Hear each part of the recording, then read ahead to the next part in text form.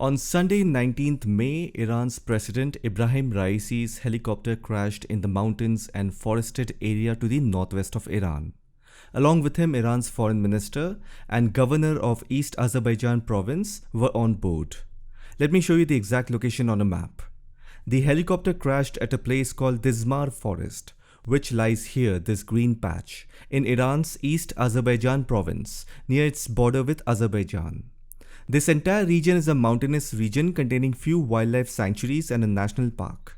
So it is said that the Iranian president was returning from a trip from Iran's border with Azerbaijan, where he went to inaugurate a hydroelectric dam on the Aras River along with Azerbaijan's Prime Minister Ilham Aliyev. As you can see, this river forms a natural border between Azerbaijan and Iran, hence the presence of Azerbaijan's president was obvious. Now the big question is, was this helicopter crash natural or unnatural? Whether it is a natural death or an assassination. News reports say that the helicopter crashed and made an emergency landing in the Dizmar forest area. Heavy rains and fog were reported in the area with some wind, which might have led to the crash.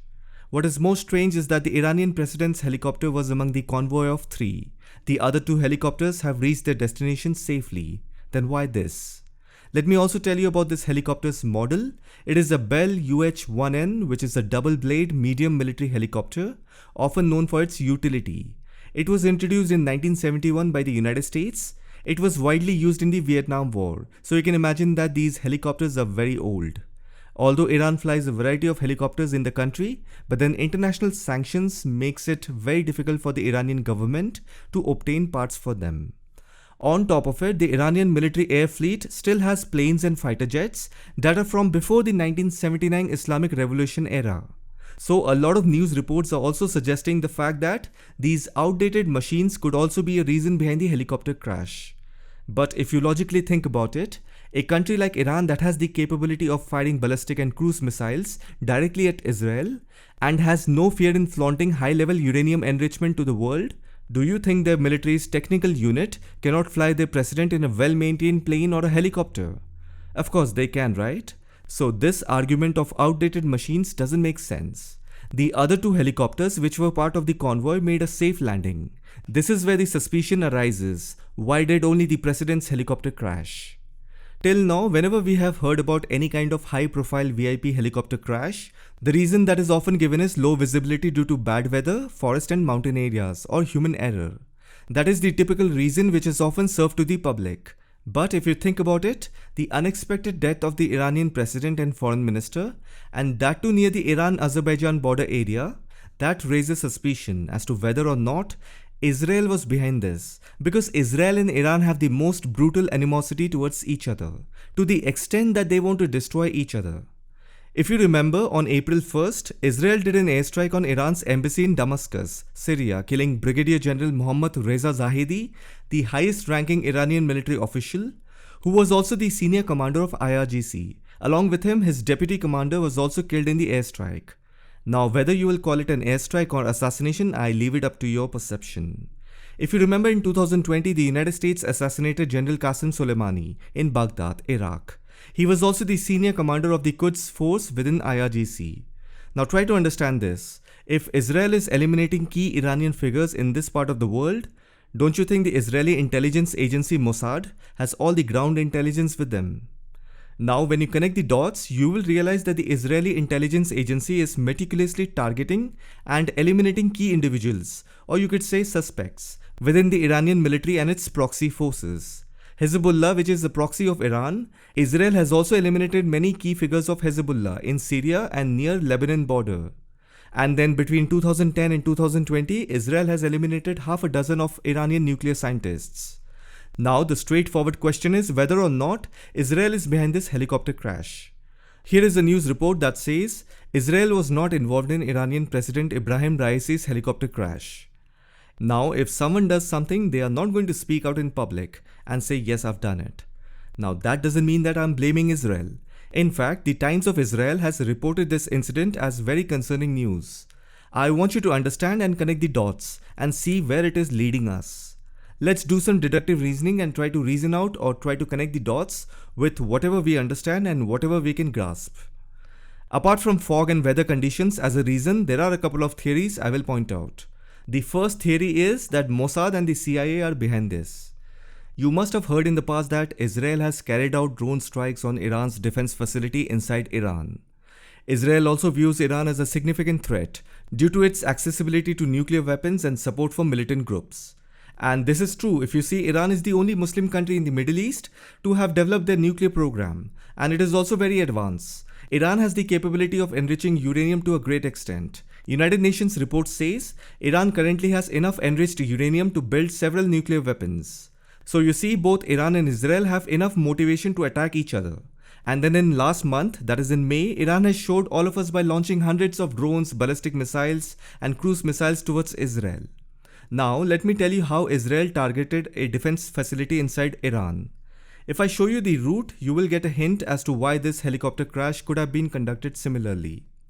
And always remember this point, whenever Israel conducts any kind of strike inside Iran, United States is duly informed. So we have to factor in the United States' interests as well as Israel's interests. So what is the United States' interest in Iran? Washington desperately wants to bring down Iran's nuclear program. The second interest of United States is Iran's military wing, that is IRGC, which is often called Iran's militant group by the West. They constantly attack United States troops and allies in Syria. The third interest of the United States is, as you may know, Iran was supplying drones to Russia, and Russia has been using those drones against Ukraine. I'm talking about kamikaze Shahed drones. So that is also one of the United States' interest, to take down the facility where these drones and advanced military technology are being manufactured inside Iran, so that tomorrow Iran is not able to supply any of the high-tech equipment to anyone in the world. The fourth interest of the United States as well as Israel is, currently who is a big threat to Israel? It is the Lebanese Shia militant group Hezbollah. And who supports Hezbollah financially and militarily? Iran. So any kind of arms shipment that has to reach Hezbollah or other proxy forces in Syria has to move through Iraq and then Syria. So it is very much in Israel's security interests to attack any kind of arms manufacturing facility inside Iran. I have stated all the reasons and interests that Israel and United States have regarding taking down the Iranian regime. Because you don't want to blow up the entire country and kill the citizens when it's easy to take down the regime.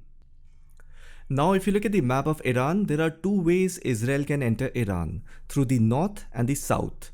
This way is a bit difficult because they have to cross Jordan or Syria and then Iraq and then enter Iran.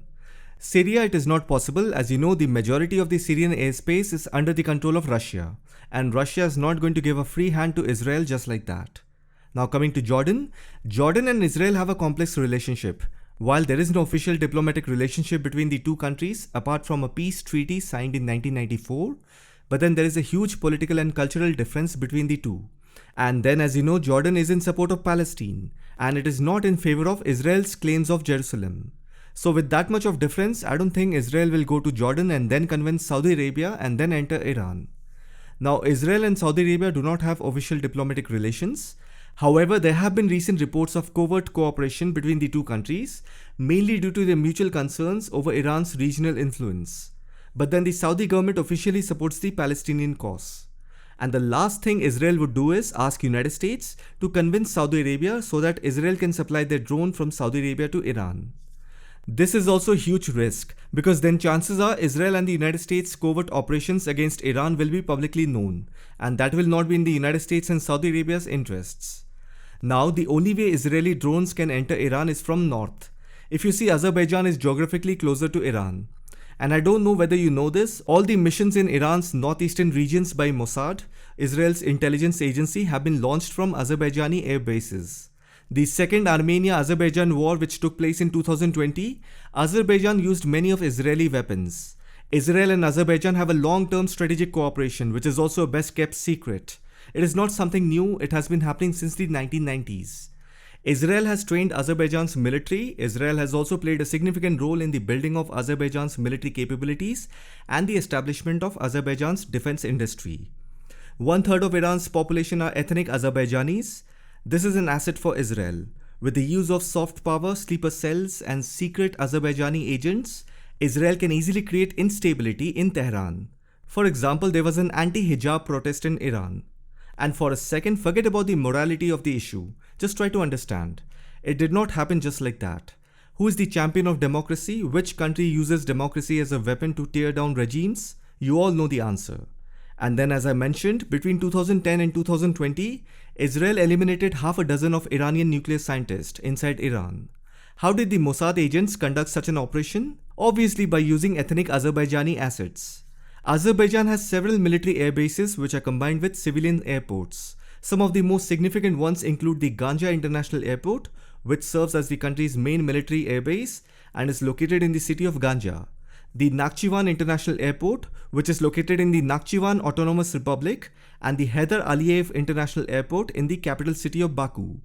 These air bases are used for both military and civilian purposes and play a key role in Azerbaijan's air defense and air transportation infrastructure. Now, I'm not saying that the Israeli intelligence agency have launched their drones from Azerbaijani airport. You have to understand that Iran has air defense systems installed in many of its border regions. So Iran can detect if something is trying to fly in. So the only way Israeli drones or any kind of weaponry or military technology can enter Iran is through these international airports, wherein some Azerbaijani asset has to physically carry it inside Iran in bits and pieces. And not just by air, you can enter Iran by bus, train, ferry or car.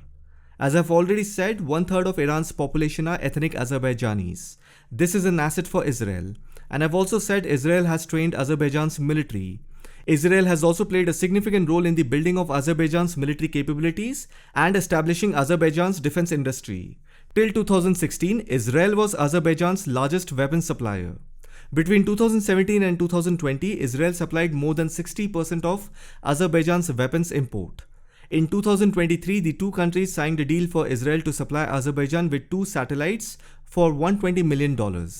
And you must also know that Israel is the largest importer of Azerbaijani crude oil. So there is a very high presence of Mossad agents in the northern part of Iran. When I'm talking about presence, I'm talking about proxies, sleeper cells who work for Israeli intelligence agency. As soon as you cross the Iran border from Azerbaijan, you will see a mountainous region, forest region. And this is the exact place where President Ebrahim Raisi's helicopter crashed. So there is a very high chance that Mossad must have carried out some operation here. You remember, as I said, with the use of soft power and proxy agents, Israel and United States can easily create instability in Tehran. I also gave you the example of anti-hijab protest in Iran in 2022. If you look at this anti-hijab protest, what is it? It is a reformist movement. Whether you accept it or not, it has been indirectly sponsored by the West. That is, the United States and Israel were very much using the unrest to create instability in Iran. Even Canada had joined the bandwagon in the name of human rights. So anyhow, what I'm trying to say is that the ethnic Azerbaijanis in Iran are an asset for Mossad and the CIA. Now let me tell you something about President Ebrahim Raisi. He ran for presidency in 2017 as well, but lost to President Hassan Rouhani. And in 2021, he won by 72%. One thing that you have to understand is that Raisi was the most powerful and hard-willed president Iran ever had since 1980s. In his 2 years and 290 days tenure, Iran showed a lot of muscle power to the Western countries under the leadership of Ebrahim Raisi.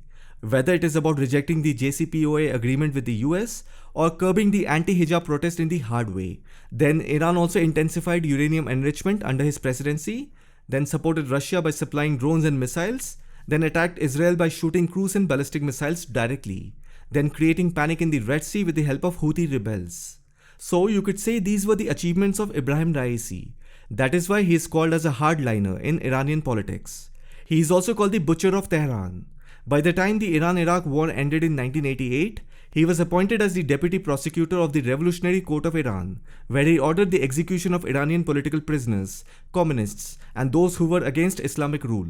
He was the youngest of the 4 members of that panel. Around 4,000 to 5,000 people were executed. Even during the anti-hijab protest in 2021, it is said that some 500 protesters were killed and many others were made to disappear.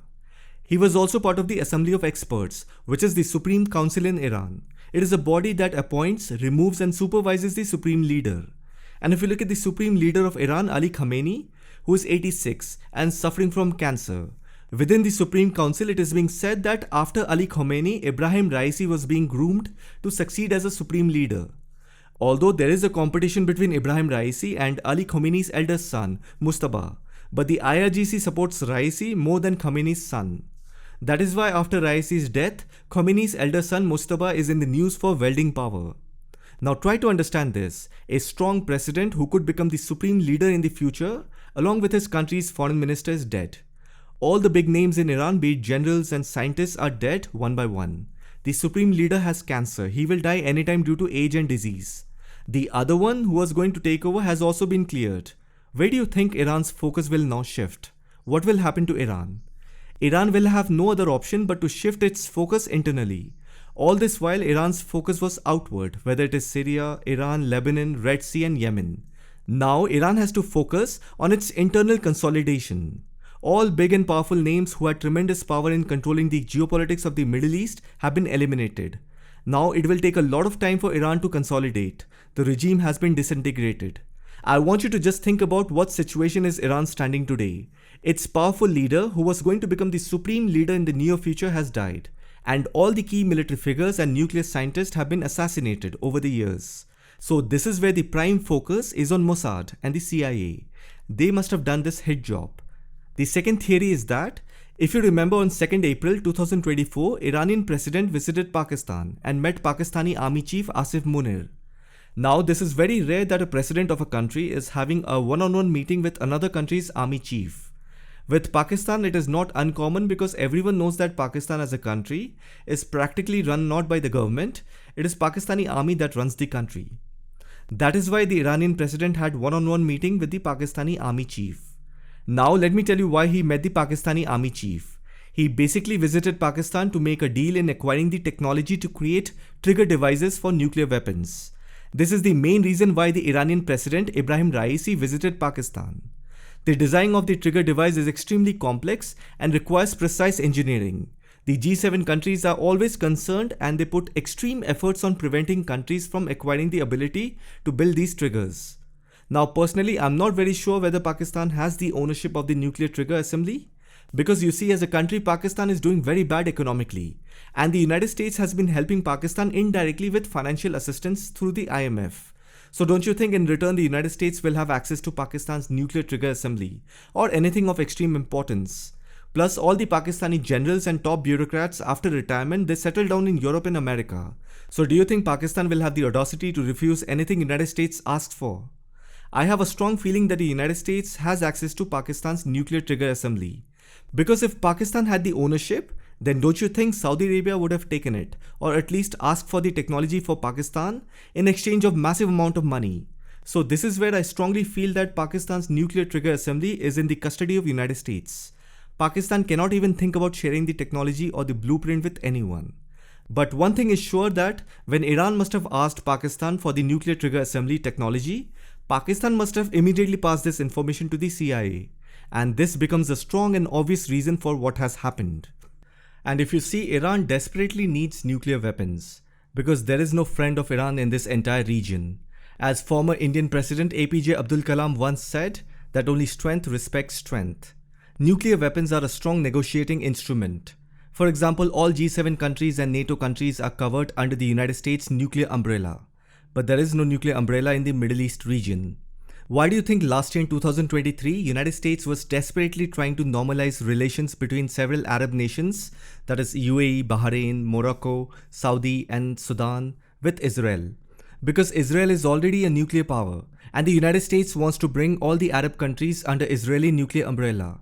On the other hand, Iran is enriching uranium at an advanced level, which is causing concern for the international community, including the United States and the IAEA. Why do you think Iran was doing that? Because it wants to become a nuclear state as soon as possible, so that it can start bringing Arab countries under its own nuclear umbrella and then start hard negotiation with the West.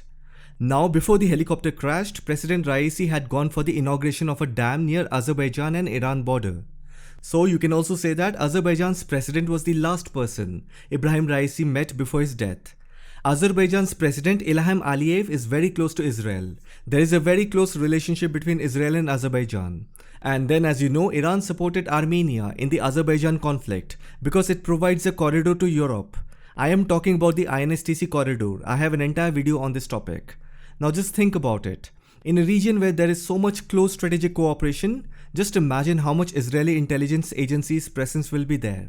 Always remember this point, in a region where there is a lot of close strategic cooperation is happening between multiple countries, Foreign intelligence agencies are bound to be present for gathering and sharing intelligence on security threats, regional instability, fault lines, and other areas of common concern. With this, I end my talk here. I hope you found this video informative. Thank you for watching it.